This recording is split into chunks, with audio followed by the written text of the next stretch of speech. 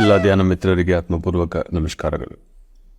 ಇವತ್ತು ಧ್ಯಾನ 365 169ನೇ ದಿವಸ, 169th ಸೆಷನ್.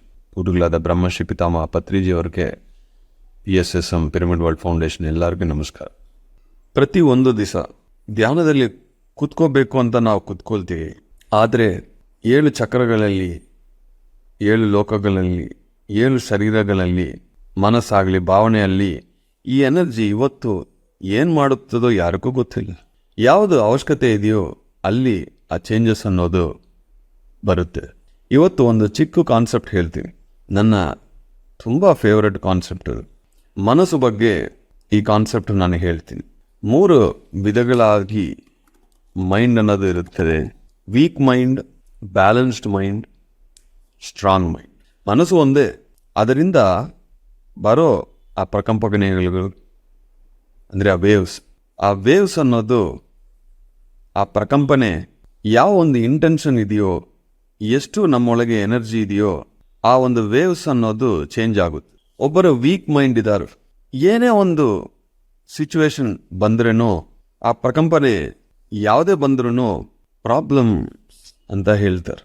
ಯಾವುದೇ ಒಂದು ಚಿಕ್ಕದಾಗಲಿ ಪ್ರಾಬ್ಲಮ್ ಬಂದಿದೆ, ಅಯ್ಯೋ ಏನು ಮಾಡಬೇಕು, ನಾನು ಈ ಥರ ಅಂದ್ಕೊಂಡಿಲ್ಲ, ಅವ್ರು ಈ ಥರ ಮಾಡಿಬಿಟ್ರು, ಇವ್ರು ಚೇಂಜ್ ಆಗ್ತಾ ಇಲ್ಲ, ಅದು ಚೇಂಜ್ ಆಗ್ತಾ ಇಲ್ಲ, ಯಾವಾಗ್ಲೂ ಬಾಯಿಂದ ಪ್ರಾಬ್ಲಮ್ ಪ್ರಾಬ್ಲಮ್ ಪ್ರಾಬ್ಲಮ್ ಅಂತಾರೆ. ಯಾರೋ ನಿಮ್ಮ ಹತ್ರ ಬಂತು, ಆರ್ ನಿಮ್ಮೊಳಗೇನು ಯಾವುದೇ ಒಂದು ವಿಷಯ ಪ್ರಾಬ್ಲಮ್ ಅಂತ ನಮ್ಗೆ ಅನಿಸಿದ್ರೆ ನಾವು ಅದನ್ನು ಫಿಕ್ಸ್ ಮಾಡಬಾರ್ದು, ನಮ್ಮ ಮನಸ್ಸನ್ನು ಫಿಕ್ಸ್ ಮಾಡಬೇಕು. ಯಾರಿಗೆ ವೀಕ್ ಮೈಂಡ್ ಇದೆಯೋ ಅವ್ರು ನೋಡೋ ಪ್ರತಿಯೊಂದು ಪ್ರಾಬ್ಲಮ್ ಥರನೇ ನೋಡ್ತಾರೆ. ಎರಡನೇದು ಬ್ಯಾಲೆನ್ಸ್ಡ್ ಮೈಂಡ್. ಇವರು ಪ್ರತಿಯೊಂದನ್ನು ಚಾಲೆಂಜ್ ಅಂತ ನೋಡ್ತಾರೆ. ಈ ಥರ ಬಂದಿದೆ, ಇವಾಗ ನಾನು ಏನಾದ್ರು ಮಾಡಬೇಕು, ದೊಡ್ಡ ಚಾಲೆಂಜ್ ಬಂದಿದೆ, ಈಗ ನಾನು ಪ್ರೂವ್ ಮಾಡಬೇಕು, ನಾನು ತೋರಿಸ್ತೀನಿ ನಾನು ಯಾರು ಅಂತ. ಅಂದರೆ ಅದು ಪ್ರಾಬ್ಲಮ್ ಆಗಿ ನೋಡಲ್ಲ, ಯುದ್ಧ ಮಾಡಬೇಕು, ಇದು ನನಗೆ ಚಾಲೆಂಜ್ ಬಂದಿದೆ ಅಂತ ಮಾಡ್ತಾರೆ. ಅವರು ಬ್ಯಾಲೆನ್ಸ್ಡ್ ಮೈಂಡ್. ಬಟ್ ಯಾರೊಬ್ಬರಿಗೆ ಸ್ಟ್ರಾಂಗ್ ಮೈಂಡ್ ಇದೆಯೋ ಅದೊಂದು ಆಪರ್ಚುನಿಟಿ ಥರ ನೋಡ್ತಾರೆ. ಇದೊಂದು ಅವಕಾಶ, ಈ ಅವಕಾಶನ ನಾನು ಉಪಯೋಗಿಸ್ಕೋಬೇಕು, ಇದು ನನ್ನ ಸೋಲ್ ಪ್ಲ್ಯಾನ್ದು, ಈ ಥರ ಒಂದು ಸಿಚುವೇಶನ್ ಬರಬೇಕು ಅಂತ ನನ್ನ ಸೋಲ್ ಪ್ಲ್ಯಾನಲ್ಲಿ ಇದೆ, ಸೊ ಬಂದಿದೆ, ಈಗ ನಾನು ಏನು ಮಾಡಬೇಕು, ಇದೊಂದು ಆಪರ್ಚುನಿಟಿ ಆಗಿ ನೋಡಬೇಕು. 3 ವಿಧ ಮನಸ್ಸುಗಳು. ಸಿಚುವೇಶನ್ ಒಂದೇ, ಏರ್ಪೋರ್ಟಲ್ಲಿ ಕೂತ್ಕೊಂಡಿದ್ದಾರೆ 3 ಜನ. ಅವರು ಫ್ಲೈಟು ಡಿಲೇ ಅಂತ ಬೋರ್ಡಲ್ಲಿ ಬಂದಿದೆ. ವೀಕ್ ಮೈಂಡ್ ಇರೋರು, ಅಯ್ಯೋ ಪ್ರಾಬ್ಲಮ್ ಐತೆ, 3 ಗಂಟೆ ನಾನು ಏನು ಮಾಡಬೇಕು, ಸುಮ್ಮನೆ ಕೂತ್ಕೊಂಡು ಹಿಂಗಾಗಿ ನೋಡಬೇಕು, ಅಯ್ಯೋ ಏನಾಯಿತು, ನೆಕ್ಸ್ಟ್ ಏನು ಮಾಡಬೇಕು, ಅವರೊಳಗೆ ಅವರೇ ಏನೇನೋ ಮಾತಾಡಿಕೊಂಡು ಅಕ್ಕಪಕ್ಕ ಎಲ್ಲ ನೋಡ್ತಾ ಇರ್ತಾರೆ. ಪ್ರಾಬ್ಲಮ್ ಬಂದಿದೆ, ಈಗ ಹೋಗ್ತಾರೆ, ಫೋನ್ ಎತ್ಕೊಂಡು ಎಲ್ಲರಿಗೂ ಮೆಸೇಜ್ ಮಾಡ್ತಾರೆ, ದೊಡ್ಡ ಪ್ರಾಬ್ಲಮ್ ಆಯಿತು, 3 ಗಂಟೆ ಡಿಲೇ ಆಯಿತು ಅಂತ. ಇವ್ರು ಏನೇ ಮಾಡಿದ್ರು ಫ್ಲೈಟ್ 3 ಗಂಟೆ ಆದಮೇಲೆ ಬರುತ್ತೆ, ಮುಂದೆ ಬರಲ್ಲ. ಇವ್ರಿಗೆ ಹೆವಿ ಎನರ್ಜಿ ಲಾಸ್, ತುಂಬ ಮೆಂಟಲ್ ಪ್ರೆಷರ್. ಈ ಬ್ಯಾಲೆನ್ಸ್ ಮೈಂಡ್ ಅವ್ರಿಗೆ ಚಾಲೆಂಜ್ ಬಂದಿದೆ. ಈಗ ಅವರು ಜಗಳ ಮಾಡೋಕೆ ಹೋಗ್ತಾರೆ, ನೀವು ಮುಂಚೆ ಯಾಕೆ ಇನ್ಫಾರ್ಮ್ ಮಾಡಿಲ್ಲ, ಮೆಸೇಜ್ ಮಾಡಿಲ್ಲ, ನಮ್ಮ ಟೈಮೆಲ್ಲ ನೀವು ವೇಸ್ಟ್ ಮಾಡಿದ್ರಿ.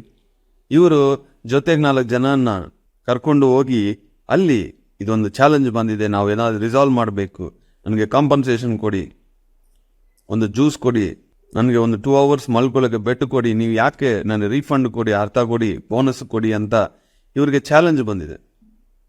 ಅಂದರೆ ಏನಾದ್ರು ಒಂದು ಆ್ಯಕ್ಷನ್ ನಾನು ಮಾಡಲೇಬೇಕು ಅಂತ.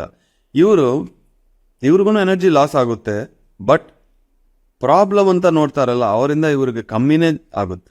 ಯಾರೊಬ್ಬರಿಗೆ ಸ್ಟ್ರಾಂಗ್ ಮೈಂಡ್ ಇರುತ್ತೋ, 3 ಗಂಟೆ ಡಿಲೇ, ವೆರಿ ಗುಡ್, 3 ಗಂಟೆ ಧ್ಯಾನ ಮಾಡೋಣ, ಇಲ್ಲಾಂದರೆ ಲ್ಯಾಪ್ಟಾಪ್ ಎತ್ಕೊಂಡು ಆ ಒಂದು ಪ್ಲ್ಯಾನಿಂಗ್ ಮಾಡಿ, ನಾನು ತುಂಬ ವರ್ಷದಿಂದ ವೆಯ್ಟ್ ಮಾಡ್ತಾ ಇದ್ದೇನೆ, ಇವಾಗ ನನಗೆ ಒಂದು ಆಪರ್ಚುನಿಟಿ ಸಿಗಿದೆ, ನೇಚರ್ ನನಗೆ ಒಂದು 3 ಗಂಟೆ ಯಾರು ತೊಂದರೆ ಮಾಡಲ್ಲ, ಒಂದು ಆಪರ್ಚುನಿಟಿ ಸಿಕ್ತು, ನಾನು ಏನಾವುದೊಂದು ಕಲಿಬೇಕು, ಒಂದು ಪುಸ್ತಕ ಇದೆ, 3 ಗಂಟೆ ಇದೆ, ಕಂಪ್ಲೀಟ್ ಮಾಡೋಣ. ಎಷ್ಟೋ ದಿವಸದಿಂದ 5 ಜನ ಇದ್ದಾರೆ, ಅವ್ರ ಹತ್ರ ಮಾತಾಡಬೇಕು, ಇವಾಗ ಒಂದು ಆಪರ್ಚುನಿಟಿ ಸಿಕ್ತು, ಕಂಪ್ಲೀಟ್ ಮಾಡೋಣ. ಅಂದರೆ ಇವರು ಏನೋ ಪ್ರಾಬ್ಲಮ್ ಮಾಡಲ್ಲ, ಪ್ರಾಬ್ಲಮ್ ಥರ ನೋಡಲ್ಲ, ಚಾಲೆಂಜ್ ಥರ ನೋಡಲ್ಲ, ಇದು ಒಂದು ಆಪರ್ಚುನಿಟಿ ಅಂತ ನೋಡ್ತಾರೆ. ಯಾಕೆಂದರೆ ಇವ್ರಿಗೆ ಗೊತ್ತು, ನಾನು ಏನೇ ಮಾಡಿದ್ರು ಅಲ್ಲಿ ಸಿಚುವೇಶನ್ಸ್ ಚೇಂಜ್ ಆಗಲ್ಲ, ಉಪಯೋಗಿಸ್ಕೋಬೇಕು. ಯಾವುದೇ ಒಂದು ಸಿಚುವೇಶನ್ ಬಂದಿದ್ರೆ, ಸಿಚುವೇಶನ್ ಎಲ್ಲ ಜೀವನದಲ್ಲಿ ಬರ್ತಾನೆ ಇರುತ್ತದೆ. ಈ ವಾರ ಇಲ್ಲಿ ನನಗೊಂದು ದೊಡ್ಡ ಸಿಚುವೇಶನ್ ಬಂದಿದೆ, ಅದನ್ನು ನಾನು ಆಪರ್ಚುನಿಟಿ ಆಗಿ ನೋಡ್ತಾ ಇದ್ದೀನಿ. ಅದರಿಂದ ಹೊಸ ಹೊಸ ಐಡಿಯಾಸ್ ಬರುತ್ತೆ, ಹೊಸ ಹೊಸ ದಾರಿಗಳು ಸಿಗುತ್ತೆ. ಈಗ ಲಾಕ್ಡೌನಲ್ಲಿ ನಾನು ಎಲ್ಲ ದೇಶಗಳಿಗೆ 51 ಪಿರಮಿಡ್ಸ್ ಅಂತ ಕಂಪನಿ ಇಟ್ಕೊಂಡು ಎಲ್ಲ ದೇಶಗಳಿಗೆ ಪಿರಮಿಡ್ಸ್ ಕಳಿಸ್ತಾ ಇದ್ದೀನಿ. ಸುಮಾರು 60 ದೇಶಗಳಿಗೆ ಇಲ್ಲಿಂದ ಪಿರಮಿಡ್ಸ್ ಹೋಗಿದೆ. ಇದೊಂದು ದೊಡ್ಡ ಕೆಲಸ ನಾನು ಇಟ್ಕೊಂಡು ಮಾಡ್ತಾ ಇದ್ದೀನಿ. ಯಾಕಂದರೆ ಪ್ರತಿ ಒಂದು ಜಾಗಕ್ಕೆ ಪಿರಮಿಡ್ ಯಾವಾಗ ಹೋಗುತ್ತೋ ಅವಾಗ ಅಲ್ಲಿರೋ ವಾತಾವರಣ ಆಗಲಿ, ವೈಬ್ರೇಷನ್ಸ್ ಆಗಲಿ, ಎನರ್ಜೀಸ್ ಆಗಲಿ ಚೇಂಜ್ ಆಗುತ್ತದೆ. ಇದು ದೊಡ್ಡ ಪ್ರಾಜೆಕ್ಟ್ ಆಗಿ ನಾನು ತಗೊಂಡು ಮಾಡ್ತಾ ಇದ್ದೀನಿ. ಈ ಲಾಕ್ಡೌನ್ ಪೀರಿಯಡಲ್ಲಿ ಎಲ್ಲ ಪ್ರೈವೇಟ್ ಕೊರಿಯರ್ಸನ್ನು ಕ್ಲೋಸ್ ಮಾಡಿಬಿಟ್ರು. ಮತ್ತು ಎಲ್ಲರಿಗೆ ಅವಾಗೇ ಸಮಯ ಸಿಕ್ತು ಧ್ಯಾನ ಮಾಡೋಕ್ಕೆ. ಸ್ವಲ್ಪ ದಿವಸ ನಾನು ಮನೆಯಲ್ಲಿ ಕೂತ್ಕೊಂಡು ಸೆಷನ್ಸ್ ಮಾಡ್ತಾ ಇದ್ದೀನಿ. ಅವಾಗ ನಾನು ನೋಡಿದ್ದೀನಿ ಜನಗಳಿಗೆ ಈ ಸಮಯ ಪಿರಮಿಡ್ ಬೇಕೇ ಬೇಕು, ಅದು ಅವ್ರಿಗೆ ಒಂದು ಧೈರ್ಯ ಕೊಡುತ್ತದೆ, ಎನರ್ಜಿ ಕೊಡುತ್ತದೆ ಅಂತ. ಅವಾಗ ಯಾರು ಇಂಪೋರ್ಟ್ ಎಕ್ಸ್ಪೋರ್ಟ್ ಲೈಸೆನ್ಸ್ ಇಟ್ಕೊಳ್ದ್ರು ಅವ್ರನ್ನ ಅಲೋ ಮಾಡಿದ್ರು ಗೌರ್ಮೆಂಟು. ನಾನು ದಿನ ಆಫೀಸ್ಗೆ ಬಂದಿದ್ದೀನಿ, ಯಾರೂ ಇಲ್ಲ, ನಾನೊಬ್ಬನೇ. ಕ್ಲೀನಿಂಗ್ ಮಾಡೋರು ಇಲ್ಲ, ಸ್ಟಾಫು ಇಲ್ಲ, ಫ್ರೆಂಡ್ಸು ಯಾರೂ ಬಂದಿಲ್ಲ, ನಾನು ಒಬ್ಬನೇ. ದಿನ ಆ ಪಿರಮಿಡ್ಸನ್ನು ಪ್ಯಾಕ್ ಮಾಡಿ ಬರೀ ಇಂಡಿಯಾ ಪೋಸ್ಟ್ ಮಾತ್ರ ವರ್ಕ್ ಆಗ್ತಾ ಇತ್ತು ಅವತ್ತು. ಅವಾಗ ನಾನು ಹೋಗಿ ಆ ಕ್ಯೂ ಅಲ್ಲಿ ನಿಂತ್ಕೊಂಡು ಮಾಸ್ಕ್ ಹಾಕ್ಕೊಂಡು ಡೈಲಿ ಪಿರಮಿಡ್ಸ್ ಕಳಿಸ್ತಾ ಇದ್ದೀನಿ. ಈ ಲಾಕ್ಡೌನ್ ಟೈಮಲ್ಲಿ ಒಬ್ಬೊಬ್ಬರು ಮನೆಗೆ ಆ ಪಿರಮಿಡ್ ಹೋಗ್ತಾ ಅವ್ರು ಎಷ್ಟು ಖುಷಿ ಪಟ್ರು. ಲಾಕ್ಡೌನ್ ಬಂದಿದೆ ಪ್ರಾಬ್ಲಮ್ ಅಂತ ನಾನು ಮನೆಯಲ್ಲಿ ಕೂತ್ಕೊಂಡಿಲ್ಲ, ಚಾಲೆಂಜ್ ಅಂತ ಫೈಟ್ ಮಾಡಿಲ್ಲ. ಇದೊಂದು ಅವಕಾಶ. ಯಾರಾದಿದ್ದಾರೆ ಅಂದರೆ ಹೆಲ್ಪ್ ಓಕೆ. ಆ ಟೈಮಲ್ಲಿ ಯಾರನ್ನೇ ಹೆಲ್ಪ್ ಕರೆಯೋಗೂ ಆಗಲ್ಲ, ಜವಾಬ್ದಾರಿ ನಾವೇ ತಗೋಬೇಕು. ಒಂದೊಂದು ಸತಿ ನಮ್ಮ ಲೈಫಲ್ಲಿ ಯಾರು ಇರಲ್ಲ, ಅವಾಗ ಕಂಪ್ಲೇಂಟ್ ಮಾಡ್ತಾ ಕೂತ್ಕೋಬಾರದು. ಅಯ್ಯೋ ಪ್ರಾಬ್ಲಮ್ ಬಂದಿದೆ, ಚಾಲೆಂಜ್ ಬಂದಿದೆ ಅಂತ ಇಲ್ಲ. ಕೆಲಸ ಏನೋ ಕಲ್ತ್ಕೊಂಡು ನಾವೇ ಮಾಡಬೇಕು. ಸ್ವಲ್ಪ ತಿಂಗಳಾದ್ಮೇಲೆ ಪ್ರಾಬ್ಲಮ್ಸ್ ಎಲ್ಲ ಸಾಲ್ವ್ ಆಯಿತು. ಅವಾಗ ನನಗೊಂದು ದೊಡ್ಡ ಆಪರ್ಚುನಿಟಿ ಸಿಕ್ತು.